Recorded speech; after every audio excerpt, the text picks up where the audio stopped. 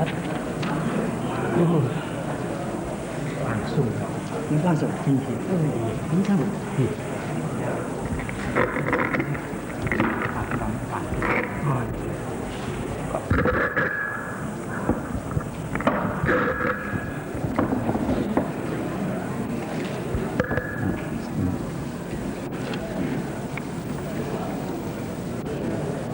Para tamu yang kami muliakan, para peserta seminar yang saya hormati, berkat Tuhan serta selamat sejahtera kepada Anda sekalian.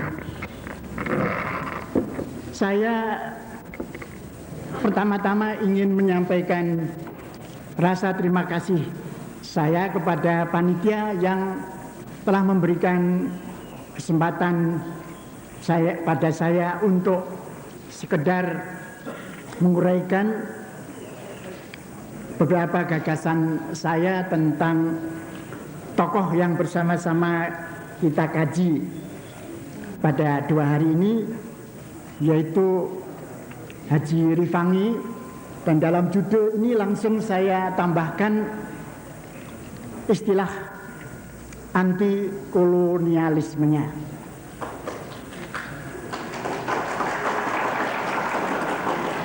Mengapa saya cantumkan istilah ini? Karena justru menurut wawasan sejarah inilah yang memberi corak utama kepada perjuangan Haji Rifangi. Sebelum saya melanjutkan uraian saya, baiklah saya selaku salah seorang dari anggota MSI disebut yang berprofesi sejarah ingin sekali mengutarakan hubungan yang tidak dengan sendiri langsung kelihatan mengenai usaha penulisan sejarah nasional yang pada hari ini bermuara kepada pembicaraan mengenai tokoh Haji Rifangi itu. Sebagai catatan, saya tetap memakai istilah Haji Rifangi. Sudah saya cek pada Bapak Khairuddin bahwa ini memang ucapan yang berlaku di beberapa daerah. Sudah ucapan yang sudah disesuaikan dengan logat lokal atau daerah. Seperti banyak di antara hadirin mengetahui, usaha pertama untuk menulis sejarah nasional ialah seminar sejarah nasional pertama juga di tempat ini, di Yogyakarta, 1 kilometer dari sini, yaitu di Stinggil, di Pagelaran. Apa yang disimpulkan dari seminar nasional itu ialah bahwa generasi saya dan selanjutnya perlu mengambil tugas untuk menulis kembali sejarah Indonesia sesuai dengan iklim politik yang telah kita hirup, yaitu dalam masyarakat yang merdeka.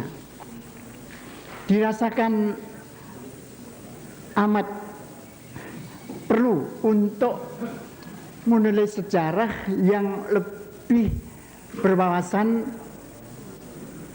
yang kita sebut berpusat pada Indonesia dan tidak pada negeri Belanda. Mengapa? Oleh karena tokoh-tokoh yang ditonjolkan dalam penulisan buku-buku berwawasan Belanda itu sudah barang tentu tokoh-tokoh Belanda dan juga tokoh-tokoh Indonesia dari lapisan tertentu saja. Di sini kami melihat adanya satu tantangan bahwa bangsa Indonesia yang telah mengarungi perjuangannya dengan keunggulan dan kadang-kadang kekalahan itu sebenarnya telah membuka perjalanan ke arah kemerdekaan ini dengan boleh dikatakan mementaskan peranan-peranan banyak tokoh-tokoh pribumi sendiri. Namun kebanyakan tokoh-tokoh itu tidak pernah dimunculkan dalam buku-buku sejarah. Di sini kami melihat satu tantangan dengan berawal pada pertanyaan, apakah yang berperan dalam perjuangan sepanjang sejarah Indonesia itu semata-mata golongan atasan raja-raja saja? Kami justru ingin mencoba menampilkan peranan rakyat biasa, rakyat petani, rakyat pedesaan. Sebab di sini kita langsung bisa membuktikan bahwa perjuangan bukan monopoli dari para raja atau orang-orang besar. Rakyat pun senantiasa menunjukkan perlawanannya terhadap penjajahan, penetrasi kekuasaan kolonial. Nanti dalam melacak perjuangan rakyat,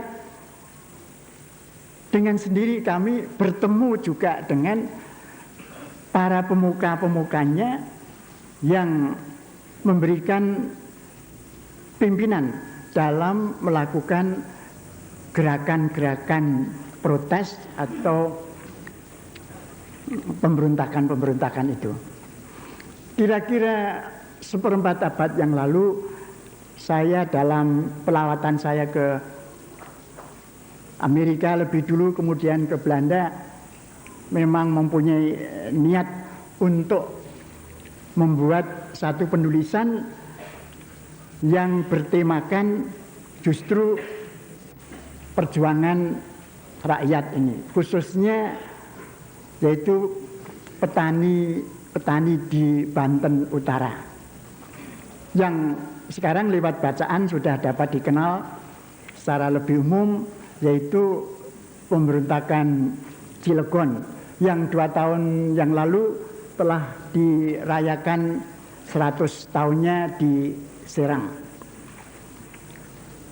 Tanpa memanjang lebarkan cerita mengenai pemberontakan Cilegon itu, yang ingin saya sebut di sini bahwa dalam penelitian saya mengenai dokumen-dokumen arsip di negeri Belanda, ternyata perjuangan itu dilaporkan dengan panjang lebar, dan di dalam laporan itu kami menjumpai banyak nama tokoh-tokoh pemuka agama, mulai dari Haji Wasid, Haji Marjuki, Haji Abdul Karim dari Tanara. Para pemuka agama ini memang mempunyai potensi untuk menggerakkan rakyatnya lewat wadah tarekat dan pesantrennya. Dan pada masa itu memang suasana telah masak bahwa kegelisahan di kalangan rakyat kemudian memerlukan satu wadah, dan akhirnya bisa dituangkan sebagai suatu gerakan protes yang akhirnya meledak sebagai pemberontakan.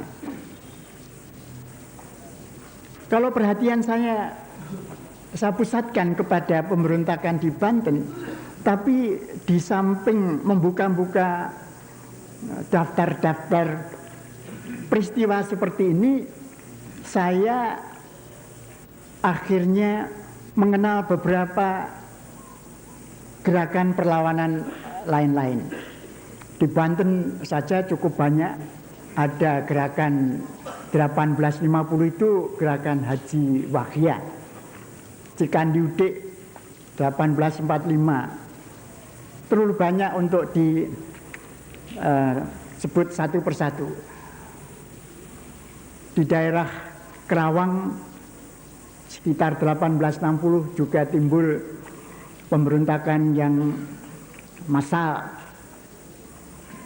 Kalau kita bergeser ke Jawa Tengah, salah satu yang amat menonjol yaitu yang pada waktu itu betul-betul baru bagi Sama, yaitu nama Haji Rifangi.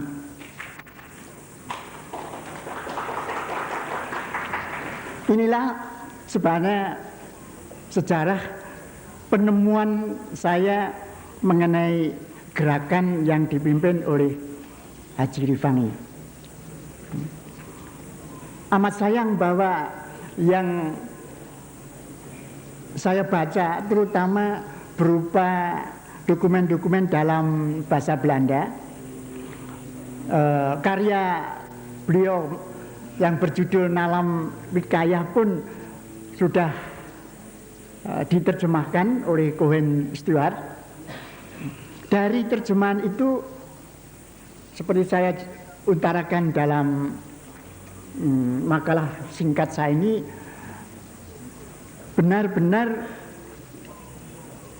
ditujukan terhadap pemerintah kolonial, yaitu seperti di dalam naskah disebut sebagai perlawanan pemerintah kafir. Gambaran mengenai pemerintahan kolonial sudah barang tentu sebagai pemerintah kafir sudah barang tentu perlu dilawan, kecuali para pelaku Belanda sendiri, maka para priayi, para pamong praja yang menjadi kaki tangan Belanda, mereka pun dicela karena sudah mulai menunjukkan gejala kelembekan, kekenduran dalam menjalankan ibadah.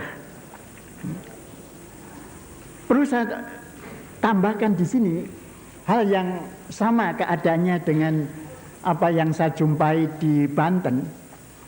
Para pamong praja di sini sebenarnya menghadapi pilihan yang sulit sekali, ya, istilahnya satu dilema.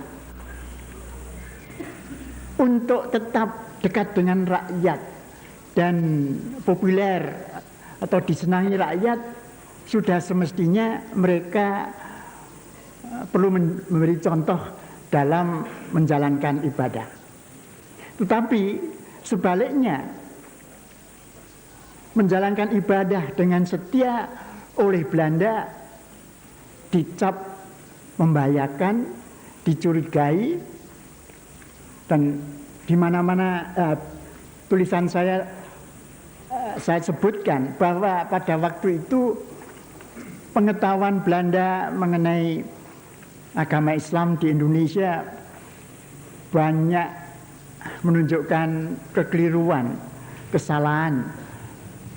Timbul pada mereka apa yang disebut ya, ketakutan pada para haji fobia, ketakutan kepada agama Islam, Islamofobia, dan dengan rasa serba ketakutan itu mereka menentukan politik kebijakan yang tidak selalu menunjukkan kebijaksanaan. Setiap kegiatan rohani, kegiatan agama sudah dihadapi dengan kecurigaan itu. Nah, kembali kepada kedudukan para pamong praja, kalau mereka ingin mempertahankan kedudukannya, maka salah satu jalan ialah agak, katakanlah istilahnya itu, mengurangi kegiatan beribadah. Nah, ini tentu saja dipandang oleh gerakan atau Haji Rifangi dengan gerakannya sebagai satu dekadensi atau kemerosotan, hal yang betul-betul dicelanya. Banyak dalam acara seperti yang dituliskan dalam Malam Wikaya itu mengingatkan kita bahwa memang usaha Haji Rifangi tidak lain untuk memurnikan kembali penghayatan agama, dan dengan demikian sekaligus memberikan kehidupan yang lebih baik lagi. Maka saya berdasarkan acara-acara itu, usaha-usaha itu, menamakan gerakan Haji Rifangi ini sebagai suatu revivalisme, kehidupan kembali, ataupun revitalisme, terus membuat vital atau membuat kuat kembali. Jadi bukan seperti mungkin ada salah tangkap sebagai gerakan mesianistis, sebab dalam abad 19 juga banyak gerakan-gerakan yang dipimpin oleh apa yang di Jawa Tengah ini disebut Ratu Adil, yang menjanjikan datangnya kembali zaman kemasan, zaman Toto Tentrem Kertoraharjo.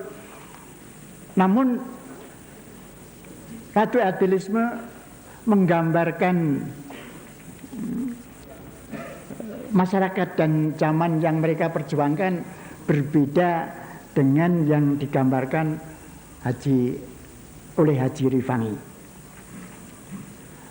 Saya dalam uraian ini dan juga saya tuangkan dalam makalah saya ingin memberikan latar belakang sosial, budaya, politik dari abad 19 supaya dalam mempelajari gerakan Haji Rifangi kita dengan tepat memberikan identifikasi yang sebaik-baiknya mengenai jenis gerakan ini. Kita tidak asing lagi bahwa banyak sekali gerakan seperti dari gerakan di Cilegon, di Tanah Partikelir itu,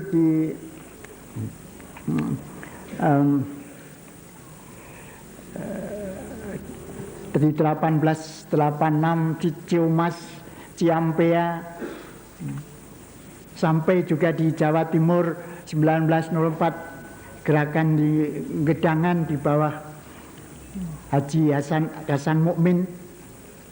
Kesemuanya dapat digolongkan sebagai gerakan melawan pemerintahan kafir, tapi menurut apa yang menjadi semboyan para pengikutnya juga sebagai perang sabilillah. Jadi perang suci terhadap kaum dan pemerintahan kafir.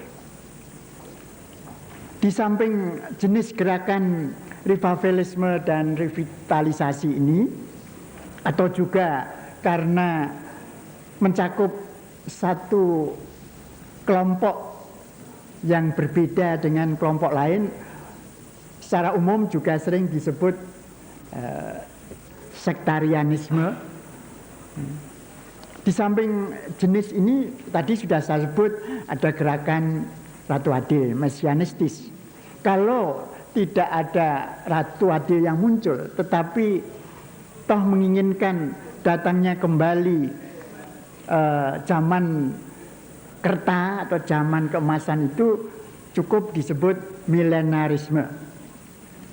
Tapi banyak di samping jenis-jenis gerakan ini ada pula yang boleh dikata tanpa ada ideologinya, semata-mata protes spontan melawan beberapa tindakan pemerintahan kolonial seperti pajak yang berat, peraturan-peraturan yang amat mereka risaukan.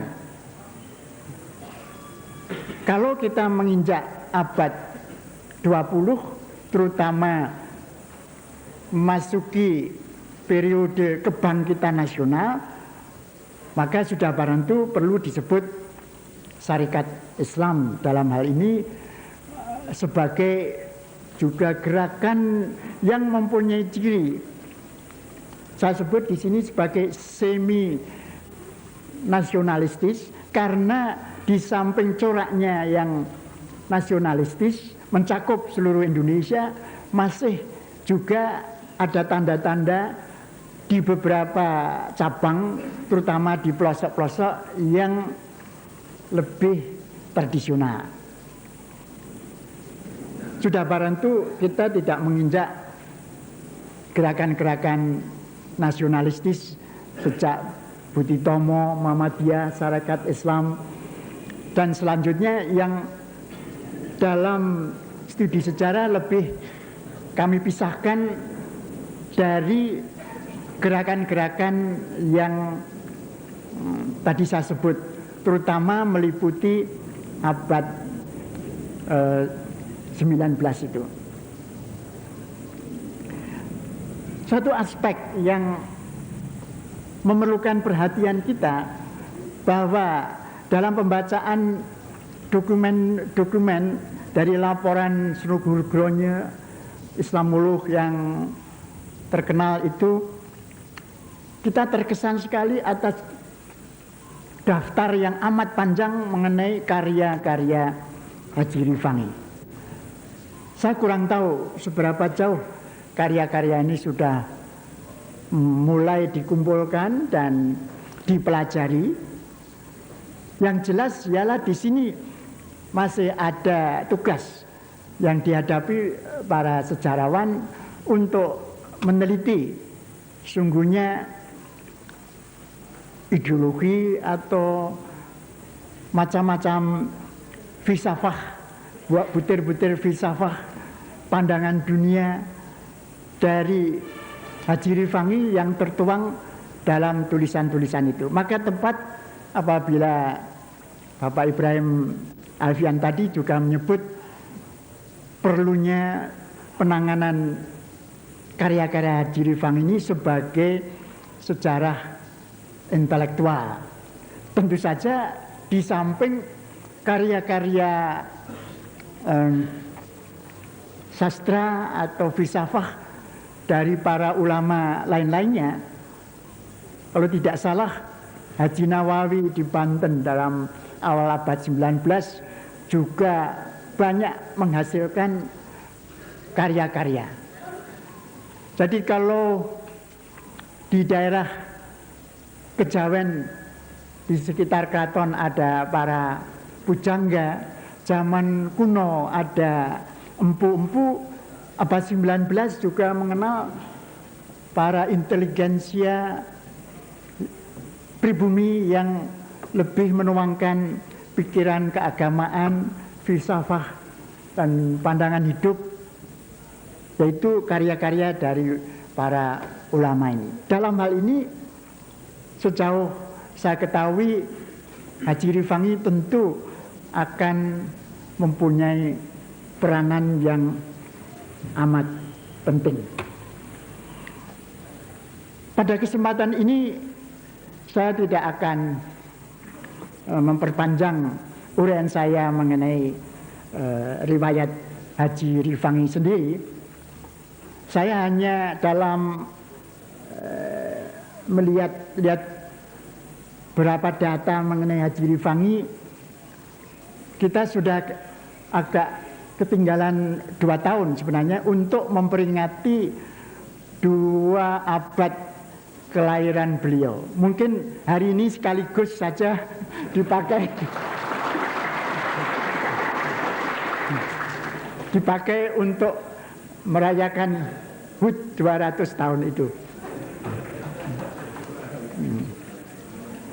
Saya akan mengambil kesempatan pada seminar ini yang amat khusus coraknya, di mana bertemu para penghayat ajaran tokoh yang kami pelajari dengan orang-orang di dalam profesi. Sudah barang itu kewajiban orang dari profesi memberikan dorongan dan bantuan di mana diperlukan untuk lebih lanjut melangkah dalam soal menggali biografi Haji Rifangi dan segala kegiatannya, dan terutama hasil-hasil pemikirannya. Saya sendiri merasa perjumpaan saya dengan tokoh ini boleh dikata masih terlalu dangkal. Saya kira masih banyak dokumen-dokumen di arsip yang perlu ditekuni untuk digali lebih lanjut. Sepertinya dalam serat Cabulek disebut bahwa dalam debat itu Haji Rifangi mendapat kekalahan.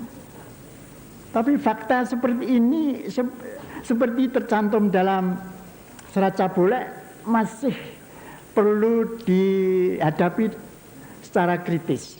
Apakah benar fakta ini, apa tidak? Maka mengenai hasil perdebatan itu pun perlu ada pelacaan lebih lanjut dalam sumber-sumber lainnya, juga sumber-sumber arsip.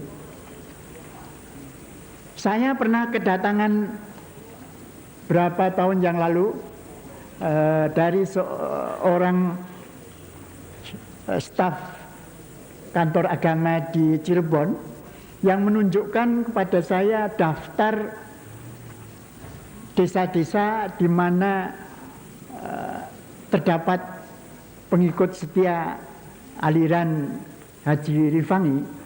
Buat saya itu sudah merupakan kejutan. Maka kejutan kedua saya rasakan pagi ini, waktu begitu besar perhatian kepada pembicaraan yang kita lakukan. Maka memang perlu digarisbawahi bahwa seminar seperti ini tidak ada tandingnya atau kesamaannya.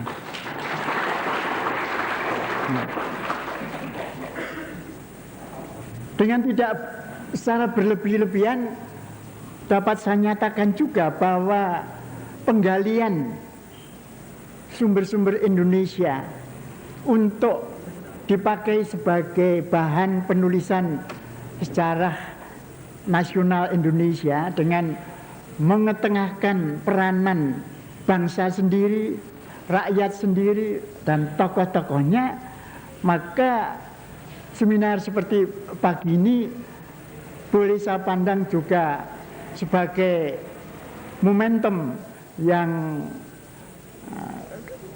bisa mengetengahkan, merealisasikan cita-cita dari seminar sejarah pertama tahun 57 di Yogyakarta itu. Yaitu mengemukakan peranan tokoh pribumi, tokoh pemuka agama yang benar-benar mewujudkan perjuangan bangsa Indonesia dalam menghadapi penetrasi kolonial. Jadi dari wawasan profesi saya tidak ragu-ragu untuk mencantumkan judul Haji Rifangi sebagai pahlawan anti kolonialisme.